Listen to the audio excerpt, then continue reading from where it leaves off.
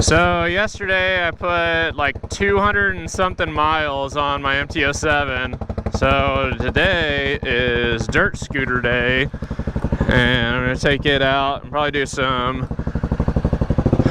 back roads and gravel roads and stuff like that.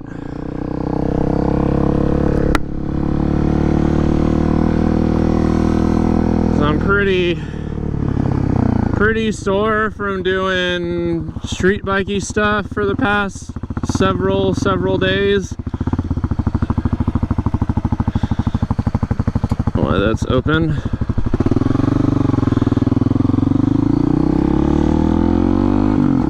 It's definitely weird going back to doing stuff on the dirt bike, because this is only a 250.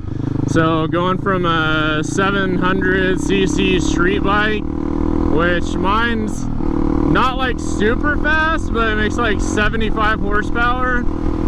It's like a pretty decent amount, and it is like 4 times as fast as what this bike is. But what's nice is when you're doing like gravel road type stuff, then it's still really fun.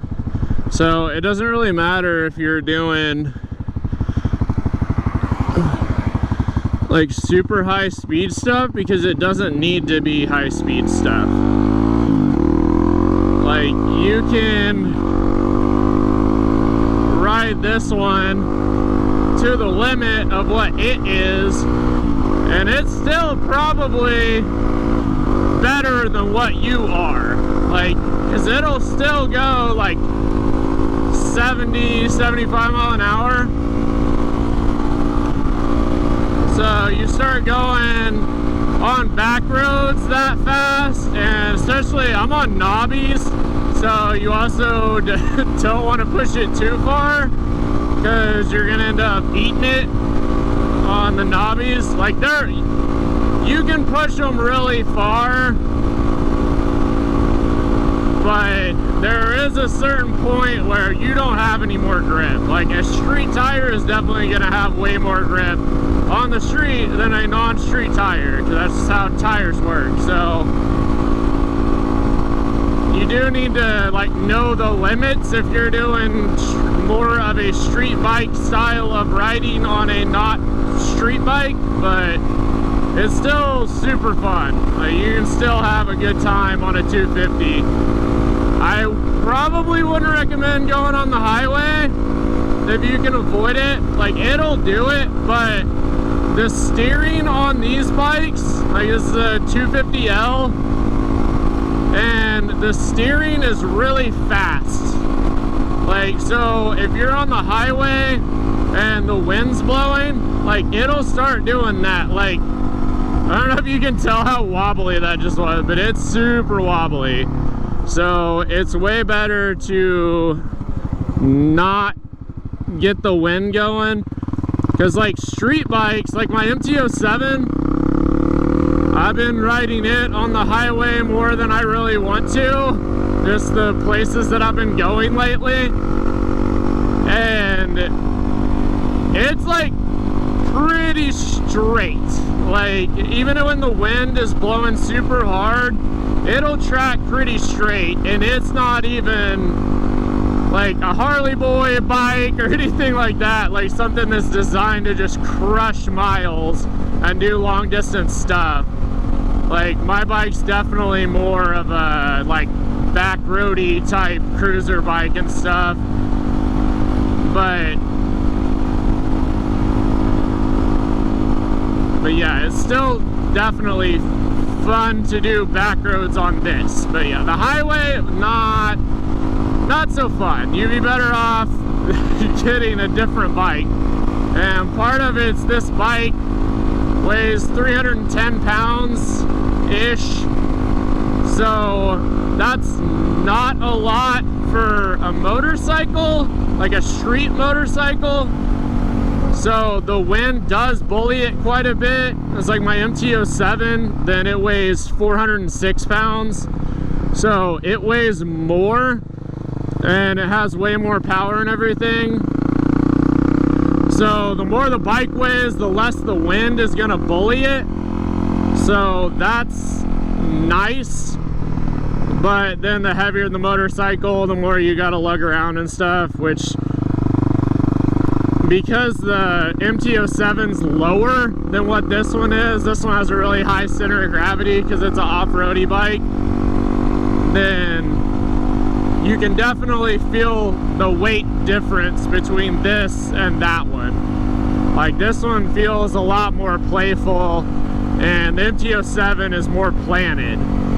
But also, when it comes to wind and stuff like that, or like higher speed stuff, then the more weight you have, then the better it's gonna be in that wind or that high speed scenario. Because this one is designed to turn fast, because it's also a dirt bike.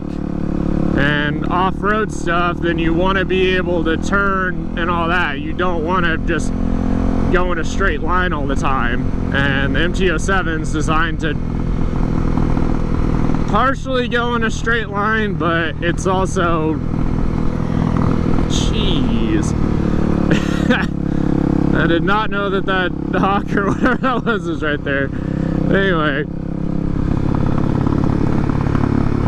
but it's designed to go around corners and stuff, but just not in the same way, like not a super tight, like off-roady type corner.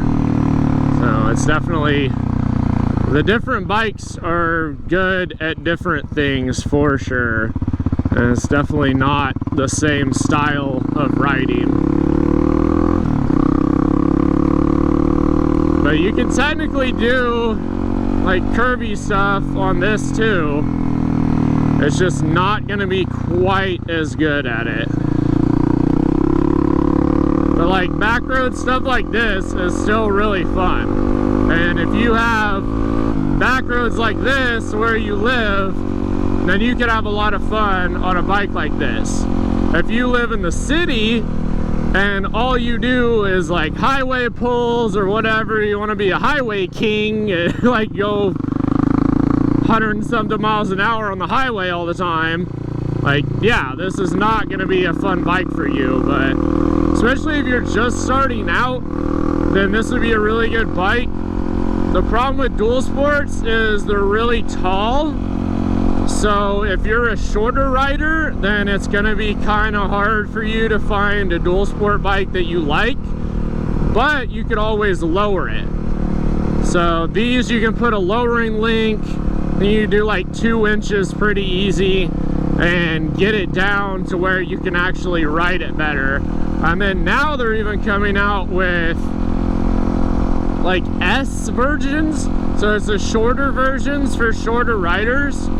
And you can get, like, they have the supermoto setups and stuff like that, but you can get them with dirt tires and even do some more like dirt, like off-roady type stuff with a bike like this, and still have it short enough to where it's still fun to ride for you. And you can touch the ground and everything, because I'm 6 feet tall, and it's hard for me part of the time to touch the ground on this, and it's like a 34-inch seat height or something like that.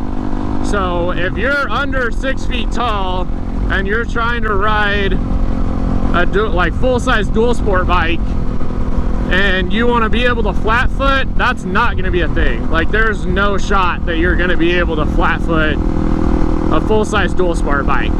Because I can, there's like, once I sit down, and the suspensions are normally pretty soft on these from the factory because they're more of like a budget type bike. So once you sit down, then it'll drop the seat height, and then you might be able to like touch the ground better. But as soon as you get off the seat and then it fully extends the shock, it's going to be really hard to touch the ground. So if you lower it, then that's not a problem at all. But just keep in mind, you will have to do that. You could start out and have it not lowered, but I would think that you'd probably want to lower it, because it's definitely a lot better being able to touch the ground, especially if you're a beginner. Once you're not a beginner, then it might not be as big of a deal, especially if you just do on-road riding all the time, because really the only time that you're gonna have to touch the ground, like fully touch the ground, is when you come to a stop, and then you can kind of just lean to one side and it's not that big a deal. But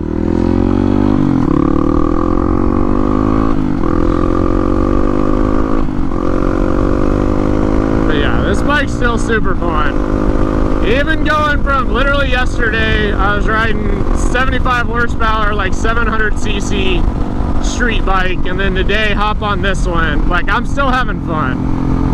I'm not going on the highway, and if I went on the highway, then I'd have a miserable time. But to be honest, the highway sucked yesterday too. Like, I was on a 700cc bike, and the wind was so bad, and all the semis and the giant trucks and all that stuff, then it was a nightmare. And even if you have a bigger bike, then unless you're getting like a Harley or something that weighs a lot, it's pretty sick. Unless you have a Harley or something that weighs a lot and isn't going to get bullied by the wind like my 400-pound street bike does, then it's still not going to be a good time on the highway. Like, you can do it and it's kind of fine, but it's definitely not going to be a good time. Like, if you hear about the Harley boys going out and crushing like 400 or 500 miles or whatever, go on some big like cross-country road trip, whatever, you could technically do that on a street bike, but you're not going to enjoy it very much. Like, it's going to be pretty brutal. Because just going a little over 200 miles yesterday on my MT07, and I've got a comfort seat on it too, and it was still brutal. Like, I was so ready to get off the bike, and my Chookus was definitely ready to not be on a motorcycle anymore. Pretty much every other aspect of it, like my legs and everything, were fine. My wrist was getting a little bit tired, but those bikes, like, if you get to where you just kind of rest your hand easy, like, you can kind of open hand, like, hold onto the throttle. As long as you kind of like put the pressure on it, it'll stay in place. So that wasn't that bad. And the clutch pull's not bad on it. The clutch pull on this one isn't bad either. So, and if you're going on the highway, then you're not pulling in the clutch anyway, and so that's not really an issue. But yeah, even with a comfort seat on my MT07, then it was not very fun. Like, pretty brutal. And I'm hoping that this one is fine today, because I've got an aftermarket, more comfy seat than what the factory like dirt bike seat is. But dirt bike seats are only so wide, so you can put like as comfy of a seat as you want on a motorcycle, but the seats just aren't that wide. Like, if you look at a Harley seat or something, especially an aftermarket Harley seat, they're super wide. It's like sitting on a sofa cushion. But with a dirt bike, then you can only get the seat so wide before it either looks ridiculous or it's just not practical. Because if you try and actually do any off-road type riding and you've got a super wide seat, it's going to be hard to touch the ground, first of all, because you're not going to be able to like get off of the bike and like lean to one side because the seat's so wide. But yeah, that would not be very fun. This one's like wider than the factory one, and it kind of tapers back for passengers. So once you start riding, like you start getting uncomfortable, you can start kind of like moving back on the seat, and then it gets a little better. But you're still only gonna have so much comfort when you're trying to ride basically a dirt bike on the street, because that's what this is. It's a plated, like they put a license plate on a dirt bike and then have a little bit harder compound tires, so then you don't just trash them within the first like 100 miles. But other than that, this is a dirt bike.